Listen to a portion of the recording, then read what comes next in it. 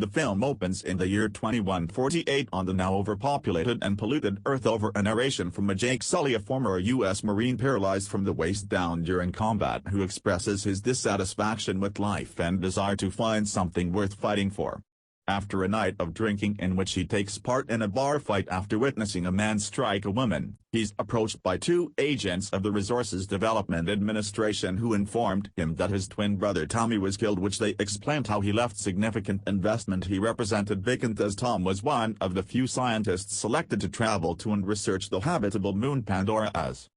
part of the RDA's Avatar program, so in an attempt to save the cost of replacing Tom, the representative instead offered his contract to Jake as their genomes are identical, and Jake accepts, so he's later put in cryo sleep and sent to 6-year journey to Pandora. Upon awakening, he along with the other new arrivals are given exopacks to help protect them from the toxic Pandora atmosphere and are sent into an RDA facility to be given a briefing from Colonel, the head of security, who explains the dangers they may come across on Pandora, the biggest of them being the Navi, an indigenous population of humanoids. Jake is then taken by Dr. Norm, a biologist that had been working on the Avatar program with Tom, to see his avatar, which is revealed to be a genetically engineered human Navi body created using the DNA of its driver as part of the genetic template that allows said driver to transfer their consciousness into it. And we also see that each avatar has been given similar facial characteristics as its driver. Norm also introduces him to Dr. Grace, the head of the Avatar program, but she doesn't seem pleased with the RDA's decision to replace one of her scientists with someone without any lab experience, and she expresses her displeasure to the RDA's head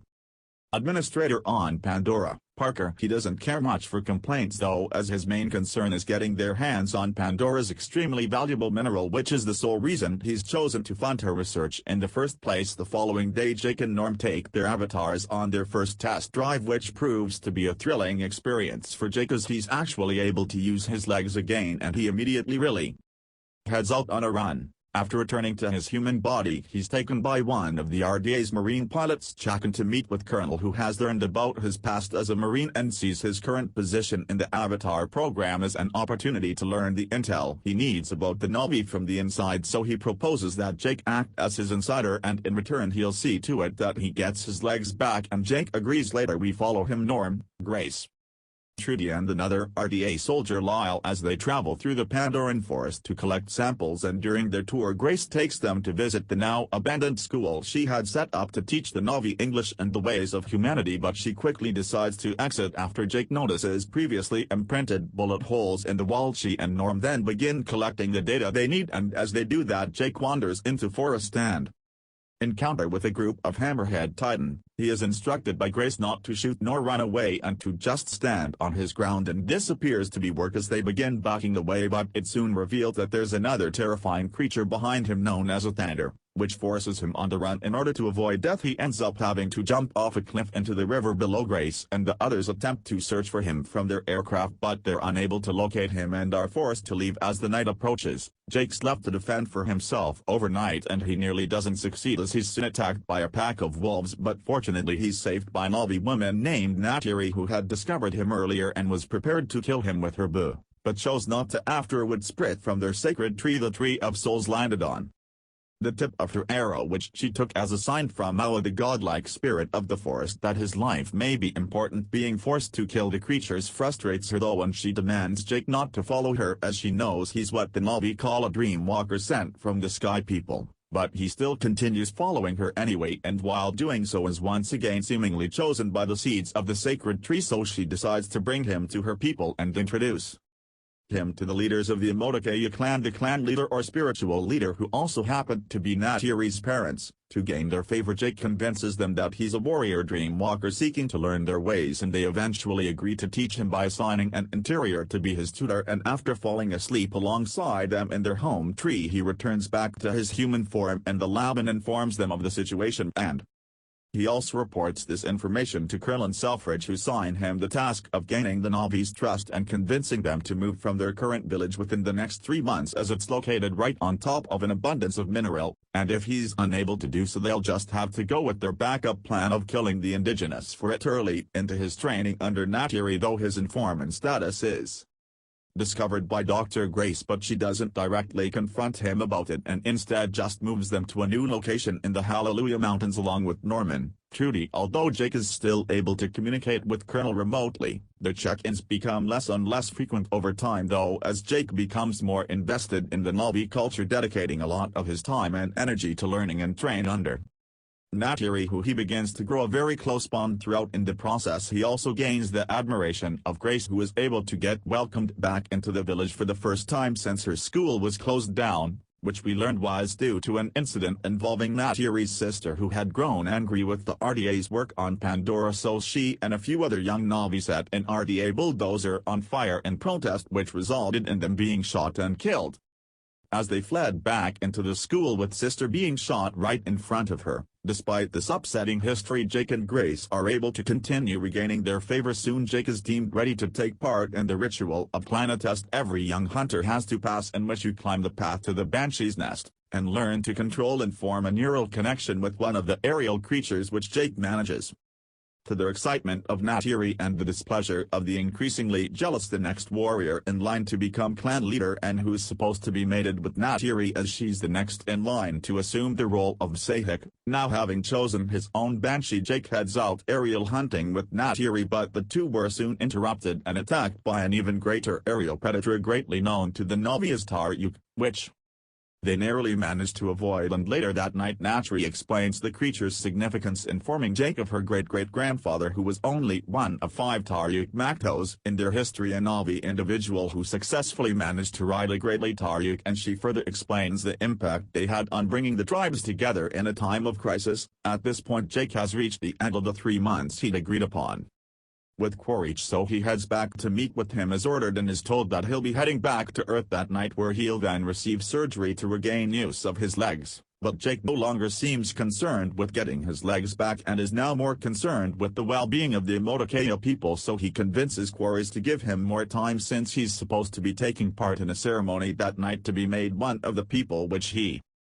believes will give him the opportunity to peacefully negotiate the relocation, and he seemingly agrees. After a successful ceremony, he's then taken by Neytiri to one of the clan's most sacred places called the Tree of Voices, where they can connect to the trees and hear the voices of their ancestors, and there the two finally express their unspoken feelings for one another and share a kiss before linking their neural cues, making them mated for life. They then slept within the forest through the night until Neytiri is awakened next morning by the sound of several RDA bulldozers tearing down the sacred land. The destruction doesn't wake up Jake though, as he's not yet entered in his link unit in his human form, but fortunately he connects in time to avoid being demolished and attempts to stop them by destroying one of the machine's cameras, but this just results in RDA soldiers opening fire at them, so they're forced to run off and make their way back to Home Tree, where we see the Imodokaya preparing for war. Once there, he's quickly approached by an enraged suit who swept him to the ground, and his attack continues upon learning he and Neytiri had made it, but Jake manages to get the better of their exchange. He then attempts to persuade them against engaging in a war with the Sky People, but is soon interrupted by Quaritch, who drives into mountains. After viewing the footage of Jake destroying the bulldozer's camera, resulting in him disconnecting Jake and Grace from their avatars, and once Jake awakens, Quaritch knocks him out with a punch to the face, and as the scientists transported back to their facility, now having seen where Jake's loyalty lies, Selfridge has quarreled, sending a team to take down the Omataku's forest, but to their surprise their mission completely fails as the team ends up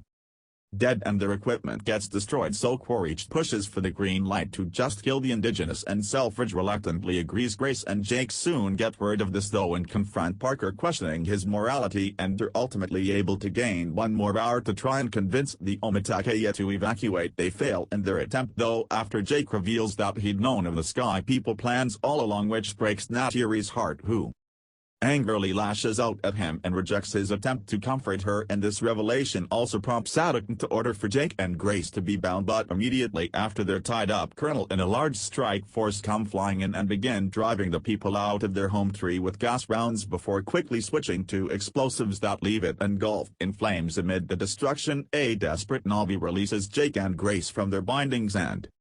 begs they help to save her people, but there's not much time as Strike Force begins firing missiles at the tree's roots that send it crashing to the ground, and its destruction kills many of their people, including Otacon, who's found impaled by a piece of debris by Neytiri, who he gifts his bow and tells to defend the clan before dying, but their mission failed and the home tree destroyed. Jake and Grace are once again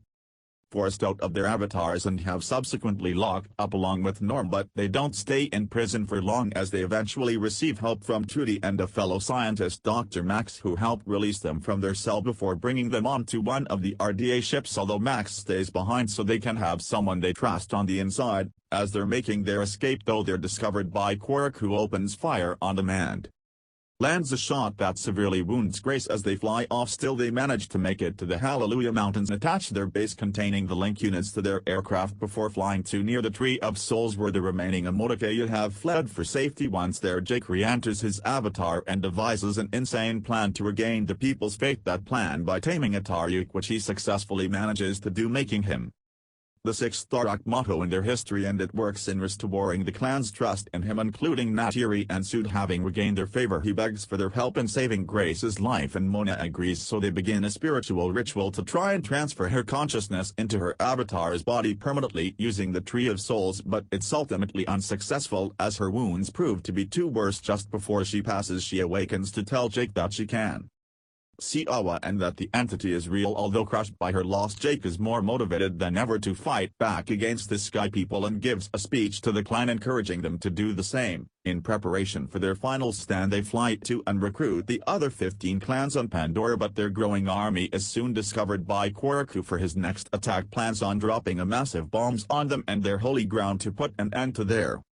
defiance once and for all. After learning of the plans from Max, Jake heads to the Tree of Souls in an attempt to appeal to Awa and gain her protection in battle, which takes place the following day with Quaritch and his warships battling Na'vi warriors led by Jake, Neytiri and Suit in the sky, while the remaining Na'vi forces including Norm come riding in on their dire horses to take on the RDA soldiers on the ground, some of whom enter in giant amp suits. Even with their added warriors, it appears they still don't have enough firepower to defeat Quaritch and his forces, who begin to take out some of the Na'vi's most valuable troops, including Trudy, who's killed by a missile sent from Quaritch's aircraft, Norm, whose avatar is shot dead on the ground, although fortunately his human form survives, and Sute, who's impaled and sent plummeting to the ground following his failed attempt to take down the ships containing the bombs. Neytiri is also taken out of the sky following a fatal shot to her Banshee, and with the RDA soldiers slowly approaching her, she prepares to take them all on, knowing she'll likely to die trying despite Jake's orders to fall back. But just then they recognize movement in the distance coming their way, which turns out to be the native wildlife of Pandora joining the fight alongside the Na'vi. Now with the help of Pandora's wildlife, the Na'vi are able to gain control of the battle, with the RDA's on-ground and aerial troops either being killed or forced to fall back, so Quaritch orders for the explosives to be dropped onto the Tree of Souls, but their attempt is distorted by Jake, who comes flying down onto the aircraft containing the explosives and tosses a grenade to send it crashing towards the ground, before then also taking down Quaritch's warship, but he manages to escape its destruction in a suit. Enraged Quaritch begins making his way towards their base containing Jake's link unit and prepares to destroy it, but his attempt is once again thwarted by Neytiri, who comes riding in on a Thunder. In her attack, she's able to destroy his autocannon, but he ultimately comes out on top after landing multiple stabs to the creatures and killing it, leaving Neytiri trapped under its lifeless body. He then goes to kill Neytiri as well, but before he could, he's interrupted by Jake and the two have a back and forth brawl, during which Quaritch still manages to make his way to and break into their base, allowing the toxic Pandoran air to begin suffocating Jake's human form, which in turn allows him in his Na'vi form to be caught by Quaritch's clutches. But just before Quaritch can cut his throat, Neytiri makes it out from under the Thunder and shots 2 arrows straight through his chest, killing him. Jake, though, is still on the brink of death as he's forced out of his avatar and ultimately falls unconscious from the Pandora. Neytiri realizes what's happening and makes her way over to their base, where she finds Jake and places one of the extra packs onto him, which works in resuscitating him. He then re-enters his avatar and the two track down a dying Sutang, who in his last